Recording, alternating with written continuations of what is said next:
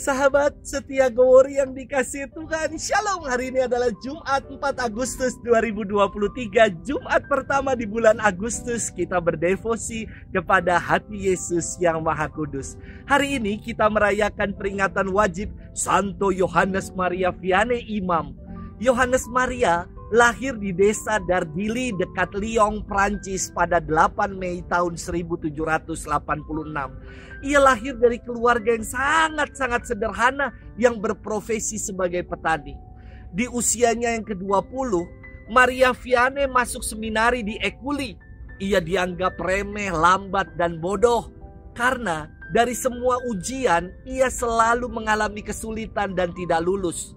Yang menjadi sulit bagi Maria Vianney bukan karena ia tidak bisa dan tidak tahu untuk menjawab pertanyaan-pertanyaan itu, namun karena bahasa yang digunakan dalam ujian-ujian itu adalah bahasa Latin yang sangat berbeda dengan bahasanya sehari-hari yang ia gunakan, yakni bahasa Prancis. Berkat kesucian dan kesetiaannya, pada usia 29 tahun, Yohanes Maria Vianney ditabiskan menjadi imam. Romo Vianney ditempatkan di desa terpencil, yakni di paroki Ars. Umat tidak ada yang datang ke gereja. Kehidupan paroki sepi dan cara hidup umat saat itu di sana tidak karu-karuan. Romo Vianney dengan tekun dan penuh cinta mengembalikan situasi umat menuju pada pertobatan. Ia dikenal sebagai seorang pengkhotbah yang ulung dan bapa pengakuan yang suci. Banyak orang dari mana-mana bahkan dari luar Prancis datang untuk memohon bimbingannya. Romo Vianney berkarya selama 40 tahun di desa Ars dan ia menutup usia pada 4 Agustus tahun 1859 di usianya yang ke-73 tahun. Karena kesucian dan kesetiaannya, Santo Yohanes Maria Vianney diangkat menjadi pelindung para imam. Hari ini kita akan bersama-sama merenungkan firman Tuhan yang diambil dari Injil Matius 13 ayat 54 sampai dengan 58. Mari kita siapkan hati kita. Haleluya, haleluya, haleluya. Sabda Tuhan tetap selama-lamanya. Itulah sabda yang diwartakan kepadaku. Haleluya, haleluya, haleluya. Tuhan bersamamu dan bersama rohmu. Inilah Injil suci menurut Matius. Dimuliakanlah Tuhan. Pada suatu hari Yesus kembali ke tempat asalnya. Di sana ia mengajar orang di rumah ibadat mereka. Orang-orang takjub dan berkata, "Dari mana diperolehnya hikmat itu? Bukankah dia itu anak tukang kayu? Bukankah ibunya bernama Maria dan saudara-saudaranya Yakobus, Yusuf, Simon dan Yudas? Dari mana diperolehnya semuanya itu?" Lalu mereka kecewa dan menolak dia. Maka Yesus berkata kepada mereka, "Seorang nabi dihormati di mana-mana kecuali di tempat asalnya sendiri dan di rumahnya."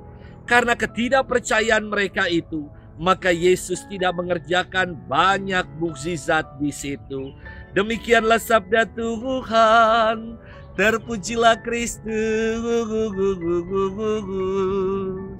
Sahabat setia Gowori yang dikasihi Tuhan, Shalom. Taman Doa Hati Tersuci Maria di PIK 2 pada bulan Mei lalu pernah mencatat rekor pengunjung, yakni 8.600 orang sehari. Buset. Begitu cintanya umat akan sosok Bunda Maria, Bunda Gereja. Ini sesuatu yang istimewa. Namun tidak sedikit pula umat yang cuma mengagumi taman doa ini dan hanya sibuk bersuah foto ketimbang berdoa. Yang penting eksis, mumpung lagi viral, jadi langsung posting ke sana kemari. Sahabat setia Gowori yang dikasihi Tuhan, dalam firman hari ini, Yesus pulang ke tempat asalnya. Dan digambarkan banyak orang kagum dengan pengajaran Yesus. Namun kagum dan takjub saja tidak cukup tanpa percaya sungguh kepadanya. Pengalaman kekaguman, ketakjuban hanya berhenti pada keterpesonaan saja, namun tidak menyentuh ke dasar lubuk hati.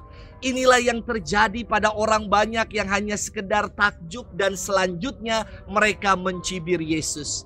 Kata mencibir menurut Kamus Besar Bahasa Indonesia berarti bibir bawah yang mengarah ke depan, yang menunjukkan sikap tidak senang, melecehkan, meledek, ataupun mencela.